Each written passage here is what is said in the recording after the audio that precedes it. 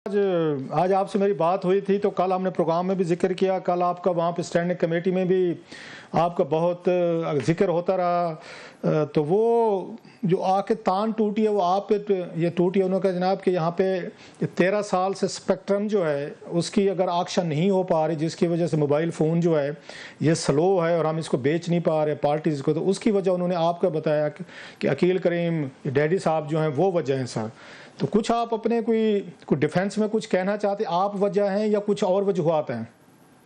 देखिए, डिफेंस में सिर्फ 2-4 बातें करूंगा कि माशाअल्लाह ये बड़े रिस्पेक्टेबल लोग हैं, बहुत बड़े इदारे में बैठे हैं, और अगर इनका यही हाल रहा कि इनको यही नहीं पता कि सिस्टम इसका है, तो इसके बाद मैं तो कहूंगा कि इनके लिए बेहतर है कि ये कहीं और चले जाएं, इस मुल्क पर उस मुल्क के टाइम को जाया ना करें। अच्छा, क्योंकि अगर ये स्पेक्ट्रम मेरा है और मैंने केस किया हुआ है तो इनको बोलो जाके चेक तो कर ले, अगर वो मेरा है तो जरूर मेरा नाम ले कि मेरा तो ना लेना है ना देना है ना वास्ता है। और अगर इनको ये नहीं पता, ये सारे लोग अपनी अपनी कंपनियां भी चला सकते हैं, अगर इनको मालूमात लेनी है तो फॉर्म 29 निकाल ले, 2 मिनट का काम है, उसमें सबसे नाम लिखे होंगे कि स्पेक्ट्रम का मालिक कौन है, इस कंपनी का कौन मालिक है।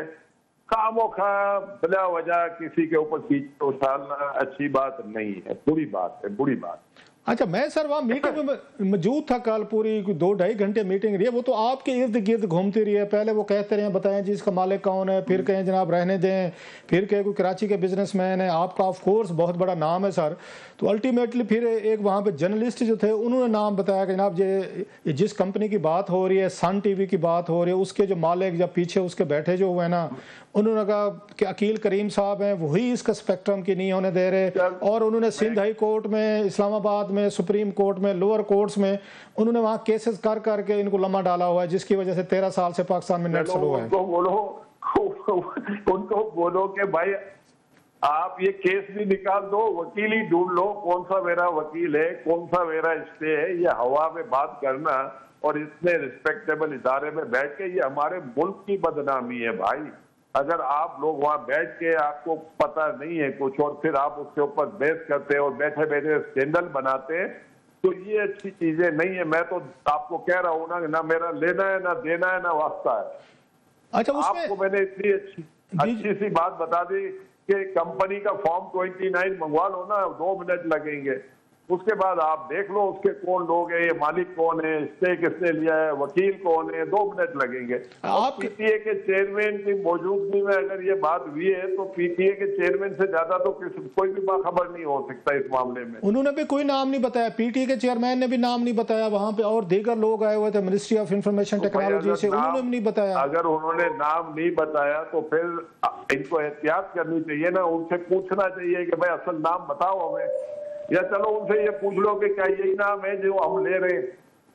अच्छा, ये हम इतने कराची में बैठे हुए हैं, बैठे बैठे पता नहीं है कौन सी बहस छेड़ देते हैं, कभी किसी चीज को लेके बैठे होते हैं। इनको इन इदारों में बैठ के इनको एहतियात करने की जरूरत है। अगर हाँ कोई स्कैंडल है जरूर उसको आइडेंटिफाई करे। स्कैंडल तो मुझे नहीं लगता है कि इनमें हिम्मत होगी कि ये कभी आइडेंटिफाई किया होगा इन्होंने। वो तो आपका नाम लेने से डर रहे थे, स्कैंडल तो दूर की बात है, कोई नाम नहीं ले पा रहा। तो आखिर पे एक सहाफी ने कहा जनाब कि ये एकेडी साहब हैं जिनकी बात है, सन टीवी के मालिक हैं वो, और सन टीवी ने स्टे लिया हुआ है। कह रहा हूँ ना, आप सन टीवी के फॉर्म 29 निकाल लो, स्पेक्ट्रम का निकालोगे 2 मिनट में पता चल जाएगा आपको।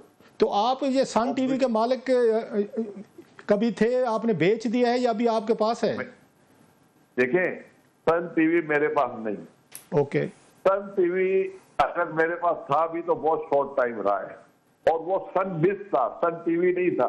अच्छा, बिजनेस चैनल था वो, और वो भी बहुत थोड़े अरसे हमने चलाया। लेकिन इस मुल्क में आपको पता है, आप अच्छी बातें करेंगे तो आपके ऊपर केस होने शुरू हो जाते हैं। तो ये पाकिस्तान कौन शरीफ आदमी इस काम में आएगा। अच्छा, फिर आपने ये अगर ये कमेटी वाले आपको बुलाए, वो कह रहे थे कि एकेडी साहब को बुलाया जाए, मुझे फौरन बुलाए, इनको बोला मुझे बड़ी खुशी होगी। अच्छा, ये तो अच्छा खासा मैच पढ़ने वाले, दिलचस्प आप बात बता रहे हैं कि कल पूरी कमेटी का 2-3 घंटे वो तो सारे बादशाह उछल आ रहे थे। आप बता रहे हैं कि आपके फरिश्तों को इल्म ही नहीं है कि स्पेक्ट्रम के आपने कभी कोई कोर्ट कचहरी में नहीं गए। मेरे पास है ही नहीं, तो फिर आप ये स्टे कहाँ से किया भाई? तो आज तक आप स्पेक्ट्रम का मुझे एक बात बता दें जी, क्या पेमरा से इनका कोई कॉन्टेक्ट है नहीं है? नहीं है तो लोग है। क्या इनको ये नहीं बताएगा कि ये सन टीवी किसका है या स्पेक्ट्रम किसका है? क्या वो रेगुलेटर क्यों बैठे हुए वहां? तो आप आज तक कभी अदालत कोर्ट कचहरी नहीं गए इस मामले में? Never have been to any court, ना स्टे। भाई मैं अगर गेस्ट होता तो बता देता, अव्वल तो मैं मालिक नहीं हूं तो मैं क्यों जाऊंगा, ये बता देना रऊफ साहब। अच्छा, ये मैं मालिक होता तो जाऊंगा ना। अगर मुझे इनको बोलो स्पेक्ट्रम दे दो तो इसके बाद कोई काम होगा तो मैं करवा लूंगा। अच्छा, दैट्स वेरी इंटरेस्टिंग। तो दे दो यार। अच्छा, ये तो चले आपने ये पोजीशन क्लियर कर दी सर। चले आप थोड़ा सा आप हैं तो आप पे, क्योंकि बहुत सारा मुल्क के मामलात भी जानते हैं, बड़े बड़े आपका रोल भी रहा है, बहुत सारी चीजों पे कंट्रोवर्सीज भी रहती हैं, जैसे आपने कहा। तो कह रहा हूँ कि मुझे सिर्फ इसका अफसोस नहीं है, चलो उनसे गलती हो गई, लेकिन इनका काम है खुदा के वास्ते कभी किसी चीज पे बहस करे तो उसकी स्टडी करके जाए। अगर कोई रिपोर्टर ये बात कह देगा तो क्या वो रिस्पॉन्सिबल है, अपनी बात ऑन करेगा? वो तो बोल देगा मुझे तो ख्याल था, मुझे क्या पता कि नहीं है मालिक। तो मैं ये कह रहा हूँ, आप किसी भी नाम देते हैं, लेने से पहले खुदा के लिए इस मुल्क से लोग वैसे ही भाग रहे हैं, आप यहाँ लोगों को अट्रैक्ट करें, हम लोगों को इन्वाइट करते हैं पाकिस्तान में इन्वेस्ट करें। आप पता नहीं वो ख्वाब देख के आते हैं, रात को क्या ख्वाब देख के आ जाते हो जो सुबह आप उठा के बहस कर देते हो बिला वजह। अच्छा सर, ये बताएं कि आपका, क्योंकि माजी में हमने देखा कि जब यहाँ बिजनेसमैन मिलते थे जनरल बाजवा साहब से, दीगर से, तो आप भी आते होते थे कराची से, दीगर लोग। अभी जनरल आसिम मुनीर साहब की मुलाकातें हुई, आप भी मौजूद थे सर उन मुलाकातों में?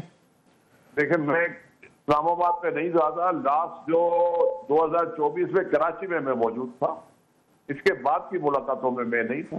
मैं इस्लामाबाद आया नहीं हूँ, तो कोई मुलाकात हुई है, 2-3 फेडरेशन भी मिली है उनसे, तो फेडरेशन की भी मीटिंग में मैं नहीं था। पाकिस्तान बिजनेस काउंसिल वाले मिले, फिर ये गौर एजाज वगैरह की, बशीर जान मोहम्मद, ये भी एक मीटिंग हुई थी, तो उसमें भी मैं नहीं था।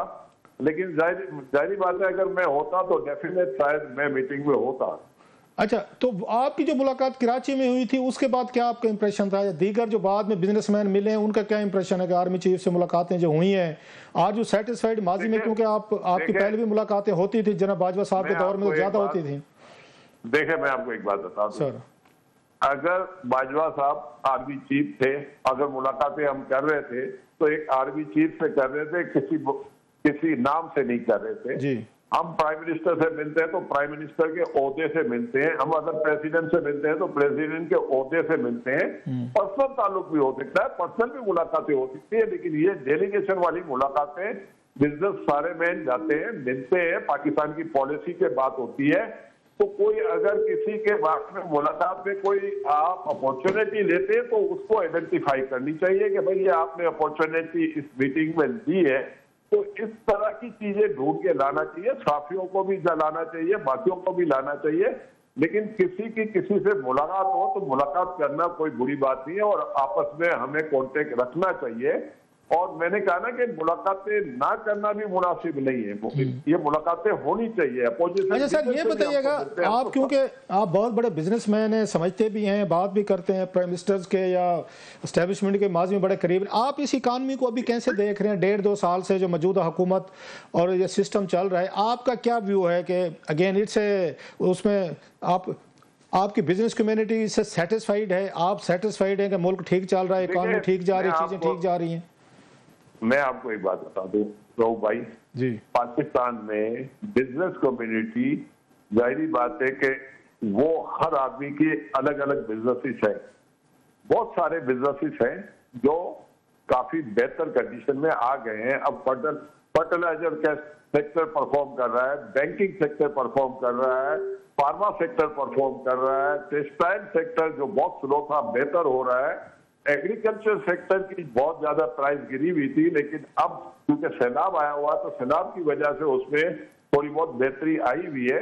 और कुछ ऐसे एरियाज हैं जो अभी भी थोड़े से वीक हैं, اور وہ اس پہ بھی کام ہو رہا ہے. اور اگر میں یہ کہہ رہا ہوں نا کہ ان کا کام ہے یہ پالیسی بنائے, ملک میں اندر جو افراتفری ہے اس کو کم کرنے کے لیے دھیان دے, آگے ملک کو لے کے جائیں. بھائی ہمارا مسئلہ یہ ہے کہ امیر تو امیر ہو رہا ہے, لیکن ادھر غریب آدمی کو بھی تو دیکھنا ہوگا نا. آپ کو فارمرز کو بھی دیکھنا ہے, آپ کو چھوٹے لوگوں کو بھی دیکھنا ہے, آپ کو یہ بھی دیکھنا ہے کہ آپ جو بزنس کر رہے ہیں کیا وہ نیچے تک پاس آن ہو رہا ہے, نہیں ہو رہا. تو اگر نہیں ہو رہا تو اس کی پالیسی آپ بنائیں. اگر ملک میں کارٹیل چل رہا ہے تو اس کارٹیل کو توڑنے کی کوشش کریں. یہ سارے کام ہیں ہمارے پاس, اور اگر آپ یہ کام نہیں بھی کر سکتے تو کم از کم جو لوگ پاکستان میں بیچارے لگے ہوئے ہیں. لیکن صاحب آپ نے اچھی باتیں کی, لیکن جب حکومت یا ادارے کارٹل توڑنے کے لیے جاتے ہیں تو پھر آپ سارے بزنس مین جو اکٹھے ہو کے چلے بھی جاتے ہیں آرمی چیف کے پاس کہ دیکھیں جی انہوں نے فلاں بزنس مین کے خلاف پروب شروع کر دی, فلاں کو گرفتار کر دیا, فلاں کو نیب نے پکڑ لیا, اس کو ایف آئی اے نے, یہ دیکھیں ملک سے وہ سرمایہ کار بھاگ جائے گا. تو کارٹلائزیشن کے خلاف تو آپ لوگ ہو جاتے ہیں سر, پھر آپ ان کو ہاتھ نہیں ڈالنے دیتے. بھائی میں آپ کو بتا دوں, میں ان اپورچونسٹ پہ نہیں ہوں. میں نے پوری زندگی حق بات کی ہے, اس کے لیے ہم تکلیفیں بھی برداشت کر رہے ہیں, ہمارے خلاف مسائل بھی کھڑے ہوتے رہے, لیکن ہم نے ان کو بھی فیس کیا ہے. حق بات سے کبھی پیچھے نہیں ہٹے ہیں. آج بھی جو بات کر رہے ہیں ملک کی بات کر رہے ہیں, کسی پولیٹیکل پارٹی کی بات نہیں کر رہے. یہ ملک کو ہم نے لے کے جانا ہے. عام آدمی کی بات کر رہے ہیں, اپنی بات نہیں کر رہے. اپنے لیے آج تک 50 سال کا میرا ریکارڈ ہے کاروبار کا. کوئی ڈھونڈ کے بتا دو نا, کوئی ایک چیز بتا دے کہ اکیل ڈیڈی نے کبھی اپنے لیے یہ چیز مانگی ہو, تو پھر مزہ آئے گا نا. اتنے ایکسپرٹ لوگ بیٹھے, اتنے جرنلسٹ بیٹھے ہیں, اتنے ماشاءاللہ پاکستان میں بیٹھے, کوئی ایک چیز دے دیں گے نا تو میں بڑا خوش ہو جاؤں. اچھا, آپ نے ابھی کہا کہ 2-3 سیکٹرز کا نام لیا, باقی کے لیے میں 2 کی بات کروں گا. بینکنگ سیکٹر بہت اچھا پرفارم کر رہا ہے, ایگریکلچر کا آپ نے کہا کہ تھوڑا سا بہتر ہو گیا کیونکہ فلڈ وغیرہ آ رہے ہیں. تو بینکنگ سیکٹر تو ہمیشہ سے پرفارم کر رہے, 200-300 بلین روپیز کے پروفٹ کی حکومت پاکستان ان سے بارو کرتی ہے, 20-25% پہ لون لیتے ہیں, شارٹ ٹرم لون لیتے ہیں. یہ تو عام آدمی کو تو لون ہی نہیں دیتے آپ کے اسمال کاٹن انڈسٹری کو. یہ تو بینکنگ تو اگر ساتھ چھوٹا سا, یہ بینک والے تو ان کے تو سر ان کی مطلب بازو سب سے کڑھائی میں سر, یہ تو مزے کر رہے ہیں. ایگریکلچر کی بات کی تو پرائس تو اس وقت کسانوں کے لیے تو 2000 روپے وہ گندم تھی, اب چونکہ شارٹیج ہوئی جنہوں نے سٹور کی ہوئی تھی وہ 3000 روپے میں چلے. کسان کو تو کوئی فائدہ نہیں ہوا, رورل اکانومی تو تباہ ہو کے رہ گیا سر. دیکھیں رؤف بھائی, آپ کو ایک میں بات بتا دوں سر, آپ نے جو بات کی نا 21%, آج 21% نہیں ہے. آج بینکنگ سیکٹر کو 11% بھی ریٹرن مشکل سے مل رہا ہے. 21-22% تھا, آج ہے نہیں, کیونکہ آپ کے انفلیشن نیچے ہے. مال تو بڑا کمایا ہے نا انہوں نے, حکومت سے بارو کرتے رہے, حکومت ہی بارور ہے, حکومت ان کو پیسے دیتی ہے, بیٹھے بیٹھے گھر ان کو پیسے مل رہے ہیں, بلینز روپیز کے پروفٹ کمایا سر. میں آپ کو بتا دوں کہ جو غلط کام ہوتا ہے نا اس کے بارے میں بہت کم لوگ آئیڈینٹیفائی کرتے ہیں. آپ کے ملک میں غلط کام ہوا ہے, آئی پی پی آپ کے ملک کو خنگال کر دیا اس نے. اب اس پہ کسی کو میں نے کہا لوگ نہیں بول پاتے, اس کی وجوہات بھی ہوتی ہے کیونکہ آپ اس طرح کی باتیں کریں گے تو آپ کے پاس بھی ٹی وی چینل ہے, آپ کا بھی بریڈ بٹر وہیں سے آتا ہے, تو لوگ احتیاط کرتے ہیں, بہت احتیاط کرتے ہیں. لیکن ہمیں ایک بات ذہن میں رکھنی چاہیے کہ جو بھی چیز اس ملک کے اگینسٹ ہے اسے ہائی لائٹ کرنی چاہیے.